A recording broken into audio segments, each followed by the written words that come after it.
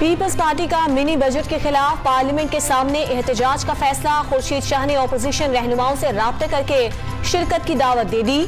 कौमी असम्बली में मुश्तरका मौक़िफ़ के लिए ऑपोजिशन जमातों का इजलास कुछ देर में होगा। बड़े आदमी को सिर्फ नोटिस गरीब के पीछे पड़ जाते हैं। अवाम की खिदमत रियासत का माइंड सेट ही नहीं। इस्लामाबाद हाईकोर्ट का CDA को सर्दियों में झुग्गियां न हटाने का हुक्म। पंजाब हुकूमत का टूरिज्म फोर्स बनाने का फैसला। मरी में तमाम होटल्स और गेस्ट हाउसेस की असर-ए-नौ रजिस्ट्रेशन की जाएगी।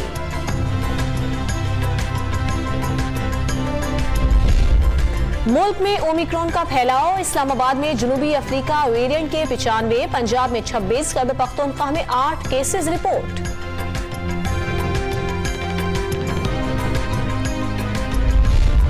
और आलमी नंबर 1 टेनिस प्लेयर नोवाक जोकोविच अदालती जंग जीत गए। कोरोना प्रोटोकॉल की खिलाफवर्जी पर मनसूख वीजा बहाल।